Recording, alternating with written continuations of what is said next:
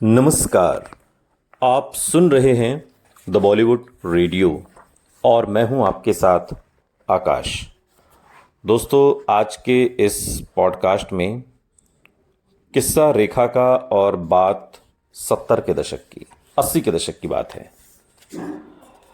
एक बार रेखा ने एक इंटरव्यू में कहा था कि सवाल ये नहीं है कि जया के पास ऐसा क्या है जो मेरे पास नहीं है, सवाल ये है कि जया के पास ऐसा क्या है जो मेरे पास भी है। और ये बयान उस दौर में बहुत बहुत सुर्खियों में रहा। फिल्म घर में जहां रेखा ने अपने संवेदनशील अभिनय से सबका दिल जीता, वहीं साल 1978 में आई मुकद्दर का सिकंदर से साबित कर दिया कि स्टारडम में वो भी किसी से पीछे नहीं है। उन्होंने वो सारी नज़ीरें पेश कर दी जो ये साबित करती है कि ग्लैमर और चमक दमक रेखा की शख्सियत का अहम हिस्सा है। इस फिल्म में रेखा मेहमान भूमिका में थी, लेकिन उनकी परफॉर्मेंस फिल्म की हीरोइन राखी पर भारी पड़ गई।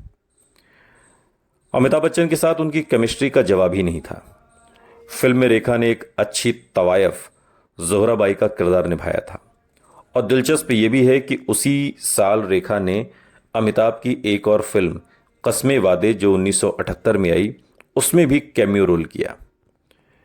इस फिल्म में भी राखी लीड रोल में थी और रेखा तवायफ के किरदार में। कस्मे वादे और मुकद्दर का सिकंदर दोनों ही फिल्में सुपरहिट रहीं, पर मुकद्दर का सिकंदर ने बॉक्स ऑफिस पर कामयाबी के सभी रिकॉर्ड्स तोड़ दिए। मुकद्दर का सिकंदर फिल्म में रेखा ने एक चटकीली और शानदार गुलाबी रंग की ड्रेस पहनकर सलामे इश्क मेरी जान जरा कबूल कर लो इस गाने पर डांस किया था। इस गाने ने धमाल मचा दिया। ये अतीत की जकड़न को तोड़कर रेखा की एक नई शुरुआत थी। उनकी आंखों में ऐसा नूर दिखा जो पहले कभी नहीं देखा गया। इस गाने में सलाम करने के लिए उठे उनके हाथ ने उनकी अदा और अदाकारी को नई ऊंचाइयों पर पहुंचा दिया। ये डांस बेहद फिल्मी था, लेकिन इसके बावजूद उनके पुराने डांस से बिल्कुल अलग। इस बार उनकी कई अदाओं में एक तहजीब झलक रही थी। अगर कस्मे वादे के मुजरे से इस डांस की तुलना करें तो जमीन आसमान का फर्क नजर आएगा। कस्मे वादे में दर्शकों को पुरानी रेखा ही नजर आई, जिसमें अदा गायब थी, नदारत थी। 1978 के चार्ट बस्टर गाने सलामे इश्क में रेखा का पहनावा, जेवर, उनका मेकअप और उनके हेयर स्टाइल उनके बदलते हुए फिल्मी मुस्तकबिल की बानगी भर थी। इन सभी आयामों को ही 1981 में आई उनकी क्लासिक फिल्म उमराव जान में इस कदर संवारा और सुधारा गया कि हिंदी सिनेमा में तवायफ की जिंदगी को सुनहरे पर्दे पर दर्शाने के लिए खींची गई एक ऐसी लकीर बन गई जिसे कम से कम आज जब ये आप पॉडकास्ट सुन रहे हैं तब तक तो कोई फिल्म उसे छोटा नहीं कर सकी है। जोराबाई के अपने छोटे लेकिन यादगार किरदार में रेखा ने अपने चरित्र की गहराइयों को इस कदर छुआ कि उसने तवायफ की जिंदगी को उकेरने की ऊंचाई दे दी। इस गहराई ने तवायफ को एक नया नाम दे दिया, दूसरी औरत। उन्होंने तवायफ की जिंदगी की इंसानी पहलू को पर्दे पर पेश कर दिया। उसमें स्टाइल, आकर्षण, लावण्य, नजाकत और सहानुभूति के जज्बात भर दिए। फिल्म में देवदास सरीखा किरदार निभा रहे अमिताभ बच्चन के साथ उनके सीन फिल्म के सबसे उम्दा और नाटकीय माने गए। जोराबाई का किरदार हालांकि देवदास की चंद्रमुखी से प्रेरित था, लेकिन इस फिल्म में उनके किरदार का मुख्य कहानी में कोई खास रोल नहीं था। और इस फिल्म में जोहराबाई यानी रेखा के पहले सीन में दिल जला सिकंदर जोहराबाई के पहलू में सुकून हासिल करता है। जोहरा के दिल में सिकंदर अपनी जगह बनाता है, लेकिन जोहराबाई तो दिलावर बने अमजद खान की चाहत थी। दिलावर एक गुंडा है और फिल्म में सिकंदर का दुश्मन भी है। वैसे तो रेखा का कैमियो रोल फिल्म में कुछ सीन्स और गानों तक ही सीमित था, पर अमिताभ के साथ उनकी शानदार केमिस्ट्री के आगे फिल्म में सब कुछ फीका पड़ गया। वो फिल्म की हाईलाइट बन गई और पूरी फिल्म पर भारी पड़ी। जेरी पिंटो एक इंटरव्यू में कहते हैं कि मुझे लगता है कि रेखा मुकद्दर का सिकंदर के जरिए अपने चरम पर पहुंच गई थी। ये उनकी सबसे बड़ी और शानदार फिल्म थी। फिल्म के निर्माता प्रकाश मेहरा जब फिल्म बना रहे थे तो उन्होंने कहा कि लोगों ने कहा है कि मैं बेवकूफ़ हूं, क्योंकि फिल्म के अंत में सारे पात्र मर जाते हैं और जो किरदार जिंदा बचते हैं वो फिल्म के हिसाब से सबसे फीके हैं। ये किरदार थे विनोद खन्ना और राखी। राखी इस समय अपने करियर के ढलान पर थी।